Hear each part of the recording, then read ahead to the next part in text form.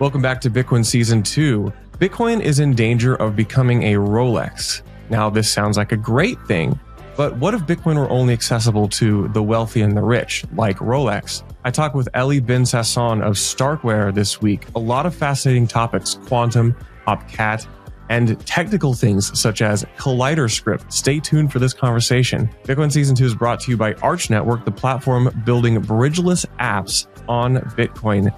More on Arch later on in the show. Let's kick it off.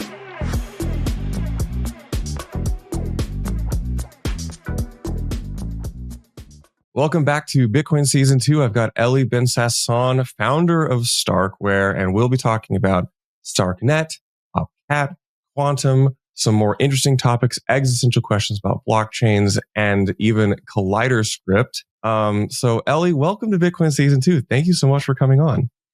Thank you, Charlie, for having me here. Excited to be here. So you guys are OGs in the broader crypto space, and I would say you're like a household name in Ethereum.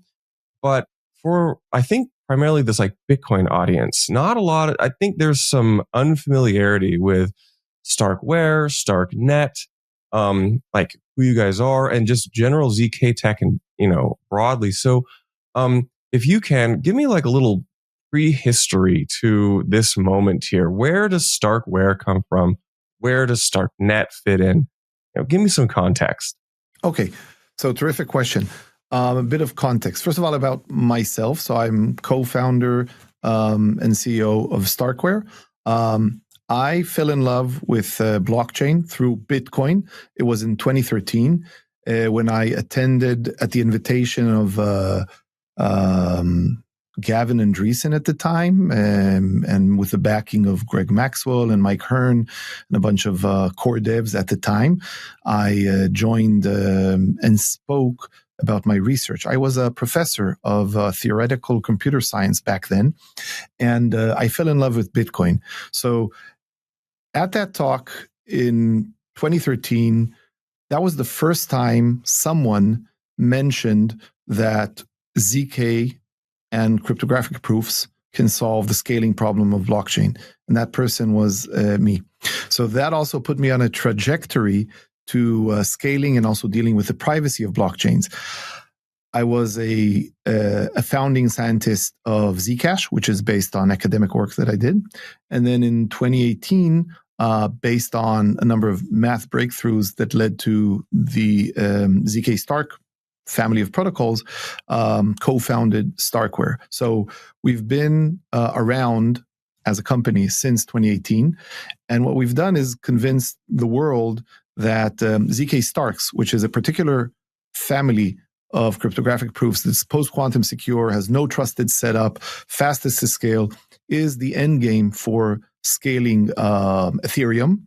But by extension, it's a very good technology for scaling blockchains in general. Now, that's what StarkWare does. StarkWare is a pretty large team. We're over 200 team size. And we developed StarkNet, which is a layer 2 on Ethereum, which is very efficient, very good UX.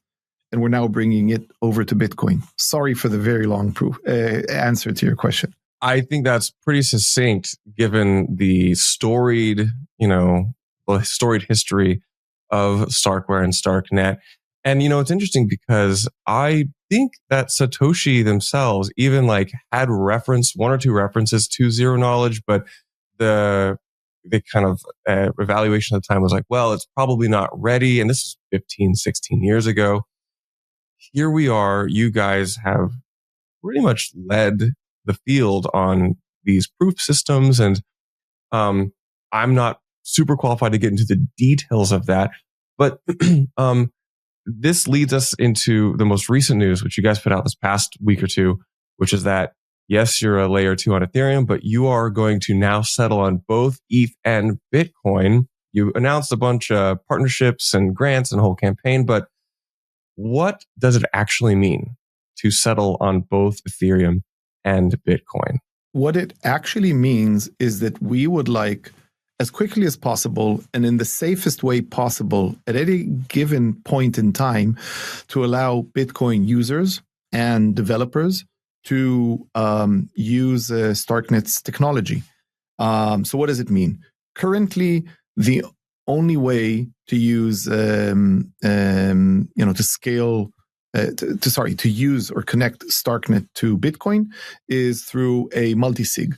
But when looking at multisigs, we would like to work with the most, pristine and most trustworthy teams building and operating such things. And we'll have a lot of announcements on that. So that's like the very first thing that is already doable. We're also already partnering with teams that offer things that are fully self-custodial, like atomic swaps. For instance, you could use a StarkNet wallet called Bravos today to scan a QR code and immediately pay on the Lightning Network through an atomic swap built by Atomic Labs. So this is something that you can already do today, and you have a very good UX for doing something that is extremely important in the context of Bitcoin, which is using Lightning and paying on it. And they're actually it's a very good and easy to use interface. So that's stage one, connecting in the safest way to Bitcoin today. The next thing we're doing and working is we'll be partnering with very good BitVM teams in order to have StarkNet and connected to Bitcoin through BitVM style bridges, which they have economic security based on one round fraud proofs. It's safer and more self-custodial than using a multisig. And longer term, we would like to, we are waiting for the day that some soft fork will enable full Stark verification. Opcat is one candidate. There could be others that allow this. And when that day comes, very shortly after it, hopefully at the same time even, StarkNet will be fully self-custodial, connected to Bitcoin, allowing more expressibility, better UX, faster finality, things like that. Yeah, you've got this chart on kind of the announcement of the StarkNet's going to be on Ethereum and Bitcoin, and it's a great it's like the caterpillar evolving into a butterfly, and you kind of get through. We're going to start with a multi-sig, we're going to go further trust minimize BitVM, and at some point, if Opcat or another type of soft fork happens, then we get to, and I see the words unified layer 2. Is that what you're talking about, where there is minimal or no trust assumptions for like the user to go between Bitcoin and this StarkNet layer 2? What does a unified layer 2 mean, do you think? Just as you said, Charlie, it is a layer 2 that settles safely in a fully self-custodial way onto both Bitcoin and to Ethereum, meaning that the only assumptions that you have on the side of Bitcoin are that Bitcoin has the security and finality that it is famous for having, and that is what it means. And the same thing on the Ethereum side. That's our goal. I think a lot of Bitcoiners don't appreciate that if you look across the other crypto landscape, you have a lot more autonomy for users to go between blockchains depending on like their technical capabilities. And we don't have that on Bitcoin. I think my friends over at Bitcoin Layers talk about how like everything's a multi-sig. And that's kind of been true for a long time. We can minimize, we can federate those, we can add better trusted vetted counterparties, but it's kind of like there's really just until BitVM or like something like Arc, like very recently, like you kind of just got to trust that the signers are honest, and it's still pretty limited in the extensibility off chain. So I want to talk, for the average user who's listening to this, they may have never touched StarkNet. Maybe they've just done Bitcoin for forever. What's the TLDR on StarkNet? Like, what does it do? I mean, why would somebody use it? You've had a decent amount of activity on there since launch, but what do people do on StarkNet? Okay, so what do you do on StarkNet? First of all, you have very good UX alongside. You have basically Web 2 UX with Web 3 security, meaning you have fully self-custodial wallets, but because of a feature called account abstraction, which basically means, if you look at Bitcoin, right, there's only basically one way in order to sign and possess funds, right? And it is a specific cryptographic protocol. Okay. On StarkNet, you can choose whichever way to control your funds, which allows in particular the Bitcoin style, but you can have other things. And this leads, so for instance, if you want, you can choose to rely on biometrics or other things that are very UX friendly and still be fully self-custodial. So that's one thing that you have on StarkNet. You have very good Web 2-like UX. You also have expressibility, which means that developers there can do things, if they so choose, like fully on-chain games, or they could have DeFi protocols that are very efficient. You have massive computation that is done on-chain through this technology. So you have more expressibility, a safer programming environment that is a next generation smart contract language. You have good UX, and you have very, very low costs for transactions. StarkNet among the Ethereum L2s is the cheapest and has the highest scale. So all of this, translates into something that is very, very good for end users. That's what you have on StarkNet. So maybe, I don't know if this was defined in like the explanation of like the announcement you're going to settle on both ETH and Bitcoin, assuming that someday we get CAD or some other software. Maybe this is an implementation detail, but help me understand, like, does this mean you'll be posting proofs to both change, like the identical type of proof, or is there some differentiation between like the Bitcoin side of StarkNet and the ETH side of StarkNet? If I'm asking or framing this question incorrectly, feel free to like clarify and take it and explain it to me how you think Charlie, it should be. you asked it perfectly correctly, and the answer is exactly what you said. You will be using the very same cryptographic proof, mathematical proof called ZK Stark, which I co-invented, and which has the safest assumptions. It is post-quantum secure. There is no trusted setup, no toxic waste like we had in the Zcash protocol or in Tornado Cash and stuff like that.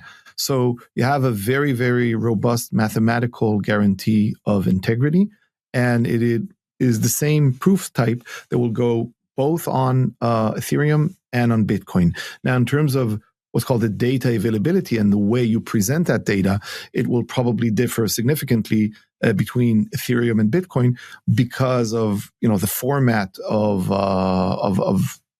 the two environments. But our technology will be the same applied to both ends. So I want to get into OpCat a bit, and I think what's interesting is you guys are huge supporters of OpCat, and anybody who's been paying attention to the research space in OpCat or just kind of Bitcoin research has seen you guys for the past year plus recently really lean into it, allocate a lot of resources, put out a lot of interesting proof of concepts or implementations on like Signet or just research papers.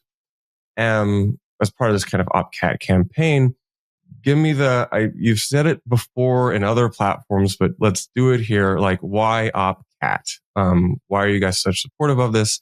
And we can get into some of the details under that. So the short answer is we are supporters and observers of Bitcoin, and we hear that among the soft forks that could scale Bitcoin, OpCat seems to be the most practical and the one that is receiving the most support from many different parties, most importantly core devs, but others as well. So if Satoshi were to reach out and say, hey, Eli, what would optimize scaling on Bitcoin? What would be your suggestion? It would not be OpCat, I'll be honest with you. It'd probably be a bunch of other things that would go together, having finite field multiplication, a whole bunch of things, okay? Maybe OpCat is one of them. But, and I'll say more. If you look at how hard it is to settle Stark proofs given OpCat, it's still pretty damn hard, but that's fine. So it's not like, of all the things that I could wish for, if Satoshi reached out and said, please, offer your best, it would not have been OpCat. But the decentralized nature of upgrades in Bitcoin is beautiful, and we want to respect that and work with it.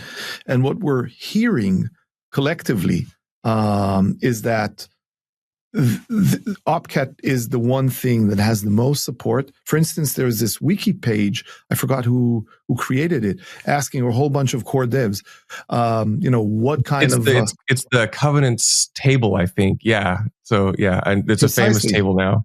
Exactly. So I just this morning tweeted, do you see any pattern emerge? And there are 3 suggestions that are pretty greenish consistently, not fully green, but the most greenish. And Opcat is the one that is the greenest, just looking at all kinds of metrics. So the others are CTV and CSFS. Okay. And which I support. Yeah, I would say that I support anything that prevents Bitcoin from being ossified and getting ossified and turning into a Rolex, right? Something that only the rich can sort of self-custodially own, and the rest of us are going to need, BlackRock and other large financial institutions in order to access. That to me would be a very depressing endgame for Bitcoin. So to prevent ossification, I think almost any sort of upgrade in the form of soft fork is desired. But it seems that Opcat is the one practical thing that has the most consensus, which is why I'm very much in support of it. Yeah, and that's been my impression too, is that while Opcat may not be the optimal thing, and if we were all technologists being able to design the perfect system for this, but Bitcoin and all these decentralized systems eventually really just become a social game of convincing all the different parties to buy into this idea. This gets into one of, I think, the most interesting, more narrow topics, which is collider script. Basically, this idea that even if we don't get a soft fork or CAT on Bitcoin, there are ways we can emulate it or implement it. They're even clunkier, but I think this brings up a really interesting conversation. Can you explain to me what collider script is? Maybe a high school level, if possible, just for the listener, and then we can talk about maybe the implications of that. Yeah. So first of all, let me say, as a mathematician who now doesn't have as much time to do math, I have tremendous appreciation of just the intellectual beauty of collider script. It's a beautiful piece of math and cryptography by 4 brilliant researchers, Avihu Levi, Victor Kolobov, both of them researchers at StarkWare, and Andrew Polstra and Ethan Haleman, 2 protocol, OGs. So I think this is like a beautiful collaboration between 4 brilliant minds. So it's a very beautiful piece of math. Now, what is the problem? And then a little bit about how it's solved. The problem, and this is related to this thing called covenants, the ability or inability to impose any restrictions on a Bitcoin as you pass it on, right? Famously, it seems that if I transfer a Bitcoin to you, then you, Charlie, can do with it whatever you want. Even if I would like to restrict you in some way, it would be impossible. So that's exactly where they come in, these 4 brilliant mathematicians, and they say, well, actually, if I'm willing to spend enough money, I can today already send you, Charlie, a Bitcoin that you will be forced to comply with certain constraints when you spend. This can already happen today. So covenants, whether you like them or not, they are a thing today. And as the famous joke goes, we already established the fact, and now we are only negotiating the price of covenants. That is the TLDR of their brilliant paper. Now, I can explain a little bit more about how it's done, but basically they show that already today, for a hefty price, you have covenants in Bitcoin. Let me tell you about one of the most slept on opportunities in crypto. Arch is building fast, composable DeFi apps on Bitcoin. Arch apps tap into the OG blockchain with by far the most liquidity and best brand in crypto. I've known the team for over a year. The tech they're building is solid, and they are racing towards mainnet. There's dexes like Saturn, meme coins on funkybit.fun, instant loans on Cha-Ching, and so much more. Plus, they're rewarding testnet users, so join me in trying out Arch while it's still early. Okay, let's pin this price talk, because I think it does open up a really interesting conversation. Dive into just a second pass on like how it actually works. Collider script, or we're finding SHA-1 collisions. You don't have to explain that, but like again, try to tease this out for me a bit. So they beautifully explain it a little bit in the abstract in the introduction. They're like, part of the reason there are no covenants today in Bitcoin is that there's like when you process a Bitcoin transaction, there are two separate, it's like, left brain and right brain, and someone has just cut them in the middle. And the left brain can do very elaborate things with very large pieces of information, but they're very limited. They can only compute a hash. And the right side of the Bitcoin brain can do a lot of computations, but only with very, very small numbers. So you have the left part that is like very smart and elaborate, but can only do one thing, but with very large pieces of data. And there's the right part that can do a lot of stuff, but only with very small numbers. What the Kaleidoscript paper shows is that by brilliant cryptography, you can bring together and connect the left side of the Bitcoin brain and the right side. And suddenly you can do a lot of introspection and computations that look at a lot of data. And that's, once you have that, you can actually, enforce or demand that certain constraints be enforced. Now, the exact details of how you connect the left brain and the right brain has to do with something called the birthday paradox and collisions in hash functions. I can explain a little bit about that, but I'm not sure we want to go there. I think that was a very elegant, simple way of explaining it. But the way we get these hash collisions is we basically have to do a bunch of math with computers to do this, and run those computers, it costs money. And I've seen some attempts at calculating like how much it might cost. But again, this is in theory and in abstract. I don't think we've implemented it.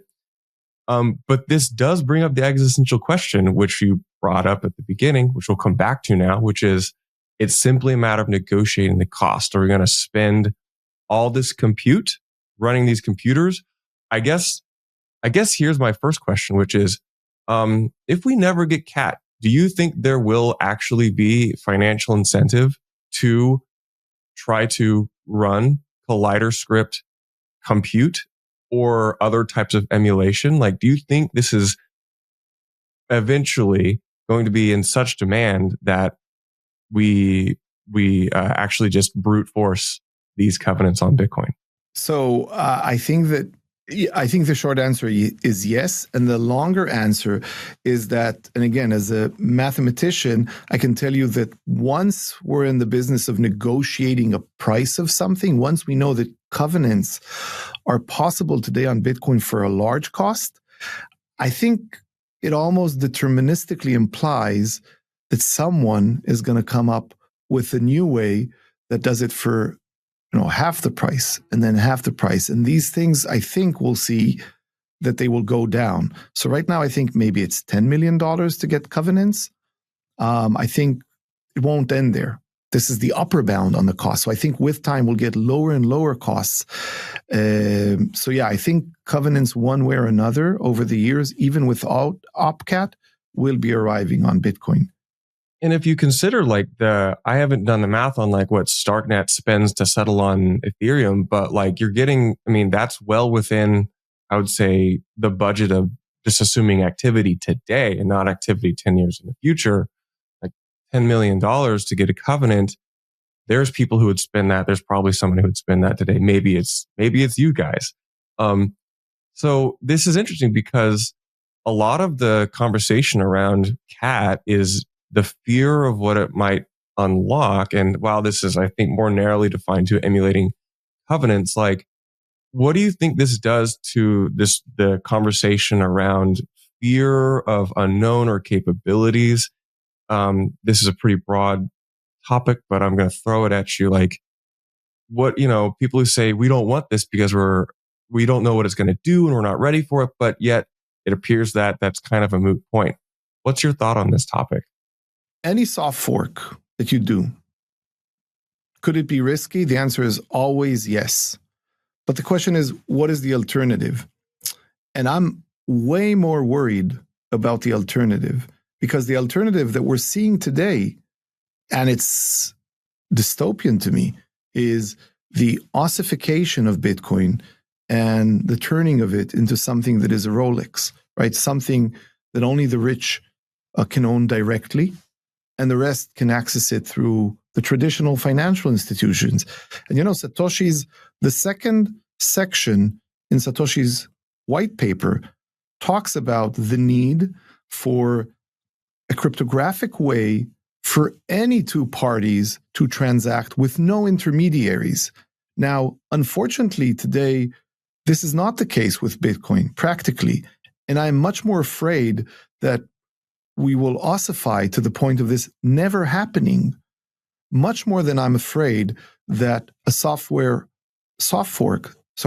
will have, unintended consequences. Because let me remind you that so much of our lives depends on software today, and there's almost no system of software that doesn't constantly go through upgrades.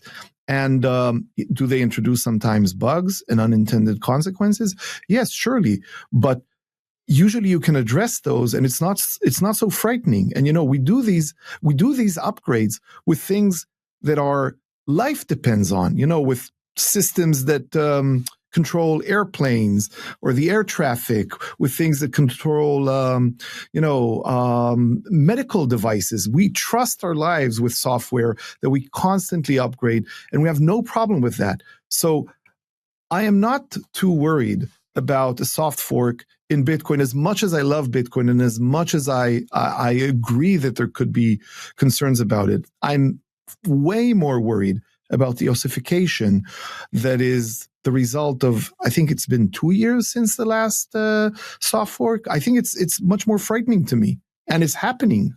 Yeah, I mean, we can see it. That we were hosting a conference because, and I'm kind of surprised, like we're hosting a technical conference, which is soft fork forward. We invite progressives and we invite conservatives in the technical community. And I can see this firsthand, the challenge it is to even when Bitcoin is a comparatively small ecosystem, to still even get some of these conversations going. And so I very much see the challenge in the modern Bitcoin era to get even, I would say, narrowly defined changes through. But on the topic of changes, you wrote a great op-ed for us a couple weeks ago on quantum. And this is maybe a little more fun topic because, I don't know, like quantum allows us to imagine the theoretical, and there's, I would say, probably fewer egos involved in the discussion yet, which is nice. We can almost entertain it abstractly right now, without having to argue about implementation or activation. But let's talk a little about quantum. I've had Hunter Beast, who wrote Bit 360 on here a couple times, but there's a bunch of different angles on quantum we can take. I want you to reprise again in a simple kind of high school way, the quantum challenge facing Bitcoin and the theoretical risk versus practical risk. You do a great job framing this in your paper. What's quantum? Breaking cryptography is about finding a needle in a haystack, right? Of all possible strings that could be my password, only one of them is correct. And an attacker needs to find that one, right? If he does so before me, then he compromised my identity or took my Bitcoin. Okay, so breaking cryptography is always about finding a needle in a haystack. Now, a quantum computer is like a very powerful magnet, which if you have a metal needle in a haystack, you bring this magnet and it just sucks the needle efficiently. So this is the threat of quantum computers. the nice thing is that not all cryptographic systems have metal needles securing them. Some of them have toothpicks securing them, right? In which case a magnet doesn't help at all. So the broad distinction between things that are susceptible to quantum computers and things that are impregnable to quantum computers is the difference between what's called asymmetric cryptography or number theoretic cryptography, which is breakable by quantum computers, and then things that are symmetric cryptography that are resistant to quantum computers. Okay, why am I mentioning this? Things like hashes, like SHA-2, they are of the safe kind. They are post-quantum secure. Things that are based on elliptic curves, Diffie-Hellman, RSA, public key cryptography, these things are like metal. So a quantum computer comes, it will break all of the number theoretic stuff. Now, let's look at Bitcoin. You sign stuff with things that are based on elliptic curve cryptography, so they're like metal needles. But then sometimes you wrap that with a pay to hash, which is turning it into a toothpick. Okay, so first of all, even if tomorrow a quantum computer emerges and you look at Bitcoin transactions, some of them that expose the public keys are toast, but some others are not. So first of all, but we will still have to rescue the the toothpicks. We still have to sort of do something about them, because if you try to use them, someone can immediately sort of break your system. And this is where the ZK Stark system, that I'm very proud to be among its co-inventors, comes in, because it is post-quantum secure. It can sort of completely fix, for those things that are hash-based, it can completely fix the situation and allow you to move your keys safely to something that will be, in an everlasting way, be post-quantum secure. Yeah, you talk about the ZKP's family of cryptographic solutions, in particular ZK Starks. I thought that was very interesting. I would recommend people go just read your op-ed.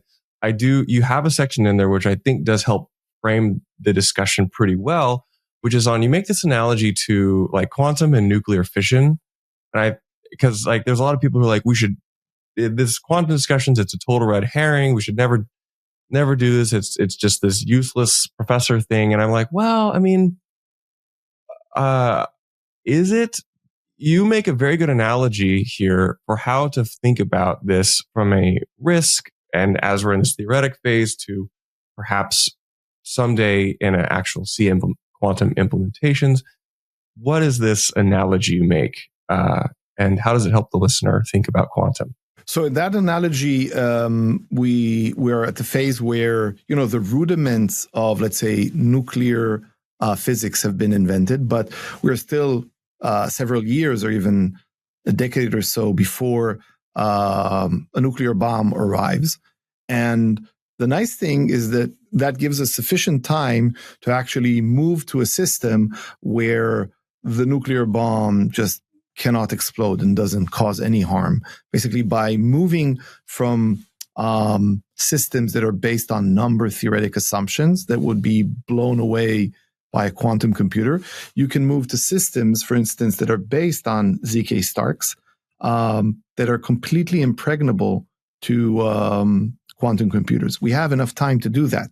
So it would be a very complex process, because, we're all used, all the wallets, the hardware wallets, everything is sort of made for the existing systems, which are breakable by quantum computers. But if we put our minds to it, we could actually move to a system where you cannot break, even a quantum computer cannot break, any transaction on this new form of Bitcoin. A couple, I would say, challenging questions on this topic for you. And I'm not familiar with other algorithms which might be quantum secure or on some gradient here. But I know there's multiple different algorithms out here that say we could do this and make Bitcoin quantum secure.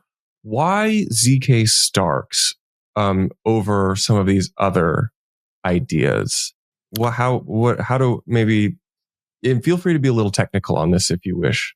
Okay, so first of all, for the new signature scheme to which you move, yes, there's a large number of suggestions and different protocols that not all of them are based on post-quantum safe ZK proof technology. There are things based on lattices, there are things based on hash functions, and they're all viable approaches.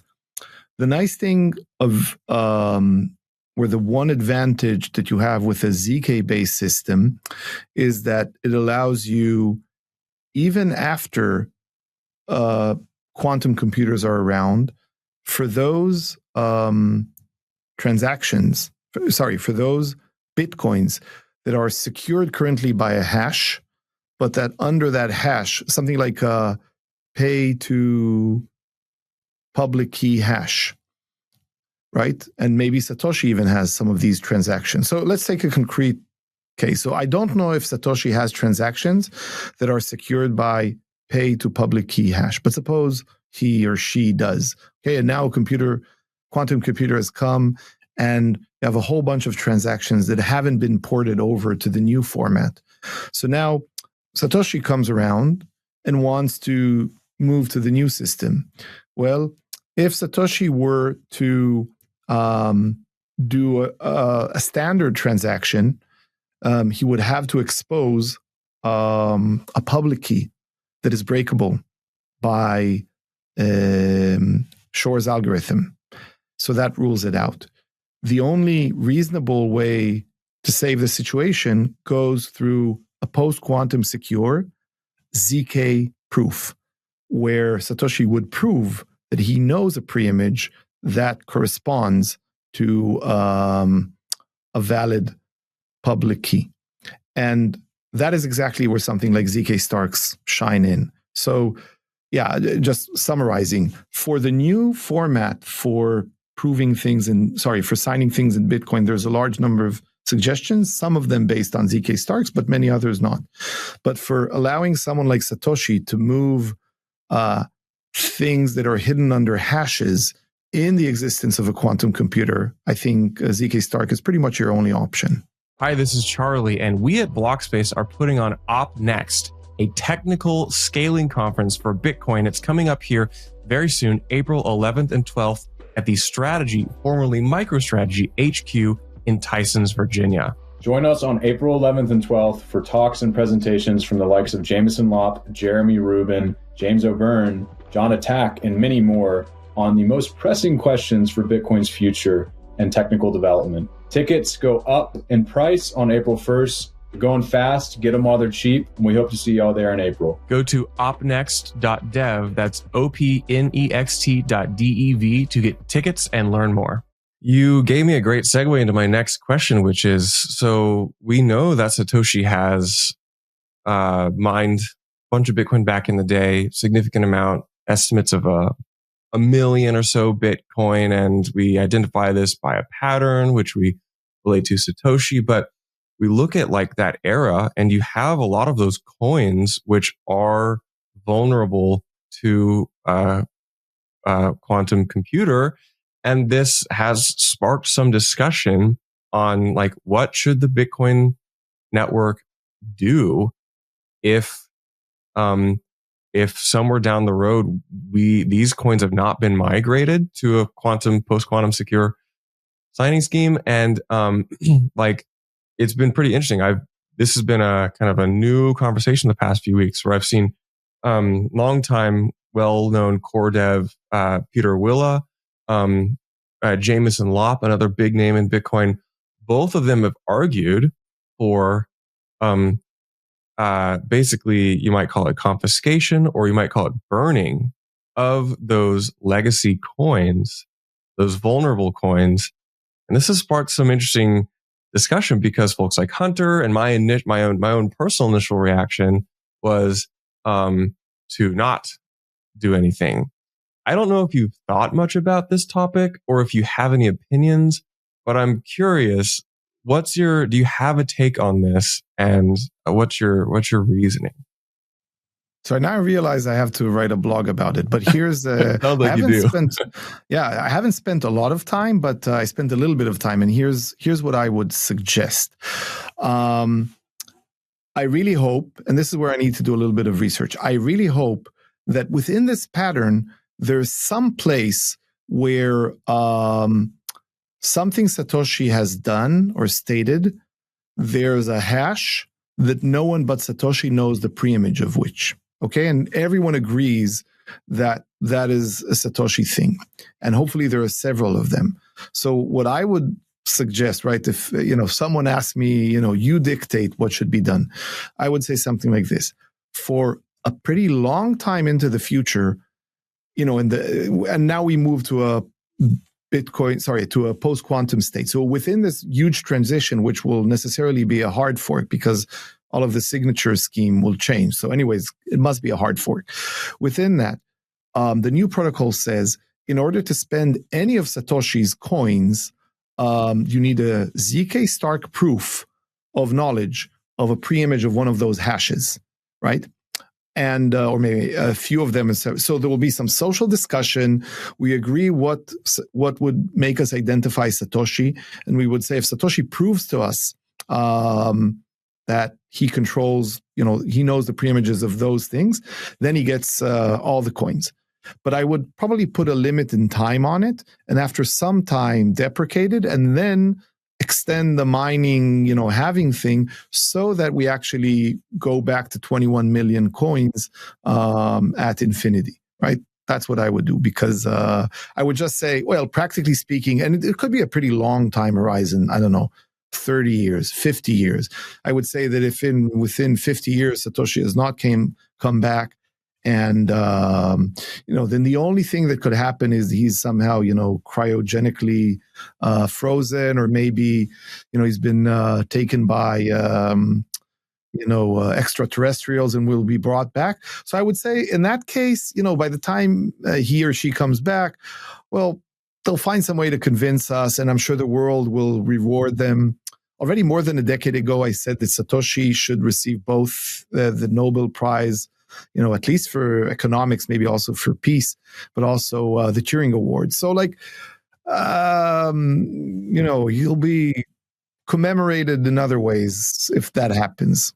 They'll come. Yeah, that'll be quite a day. There'll be every single award ever by the time they come back 50 years from now. We'll just So I think maybe to wrap this up, really enjoyed this conversation so far. To wrap this up, one of my favorite analogies, I actually subtweeted this that you mentioned, I think, a week or two ago, and I not heard this, and you mentioned here, is this fear of Bitcoin becoming a Rolex analogy. And you did already talk about this, but I want to revisit it because this very succinctly sums up my own personal views, which is many of us who've been in Bitcoin a long time, I don't like to think I've gotten complacent, but I do look at the Bitcoin of potentially the near future, and it does not look like the same Bitcoin that I got into, or the reasons I got into Bitcoin, which is I feel that Bitcoin should be accessible to people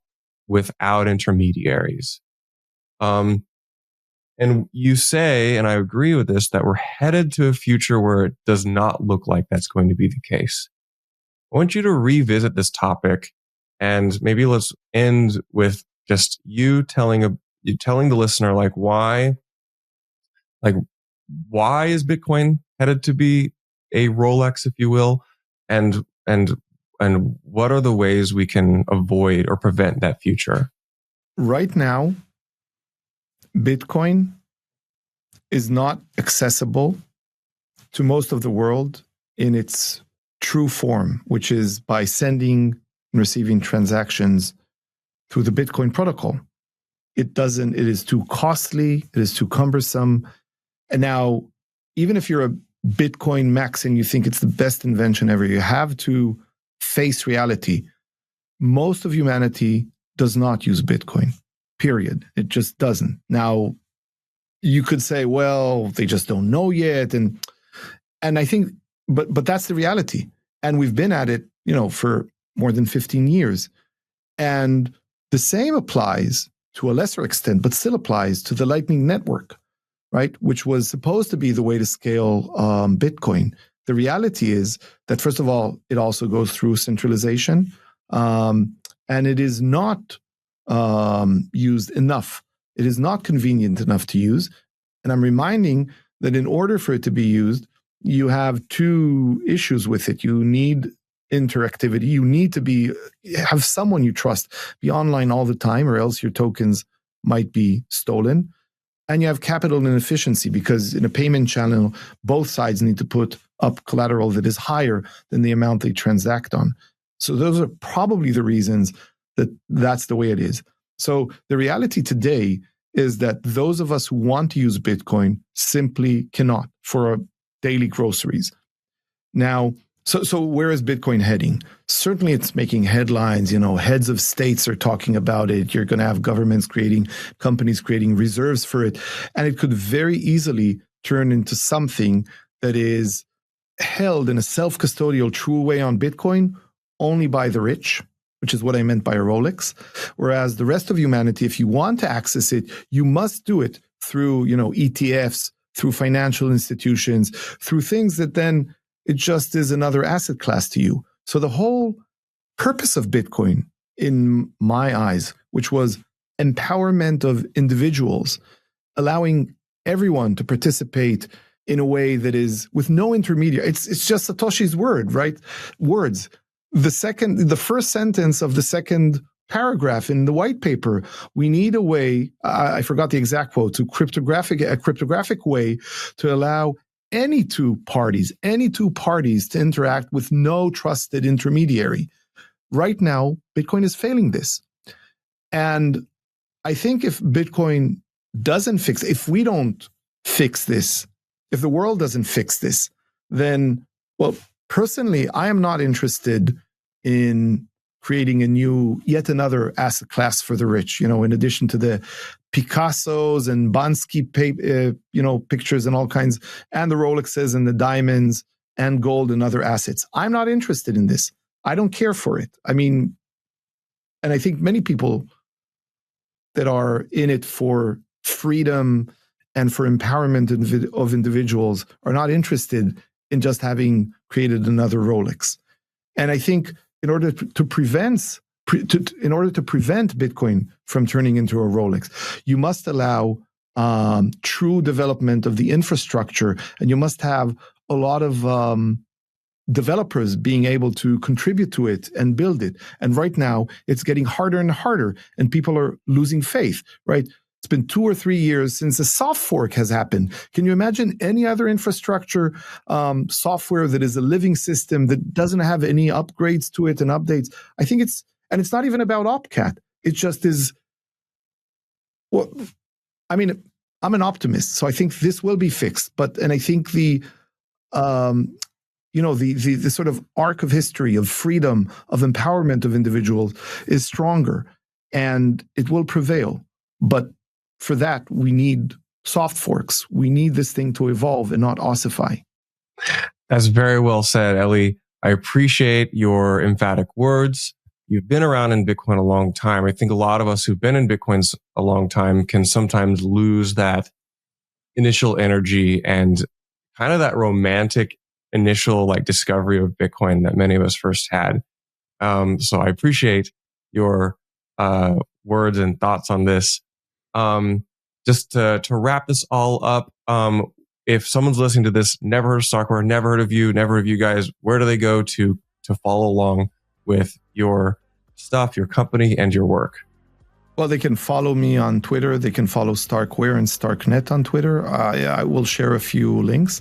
There's a lot of resources about the math. I once in a while do a Stark at Home webinar, and there's a bunch of them already out there explaining the math and the vision and stuff like that. So I hope we can share some links there, but very easy to find us. Google, ChatGPT, your favorite, Perplexity, whatever. They all know about us. Great. Thank you so much, Ellie. And I wish you the best. And one of these days, I'll see you in person, whether it be, I don't know which continent it'll be on, but it'll happen. So I wish you the best. Thank you, Charlie. Thank you so much. Peace.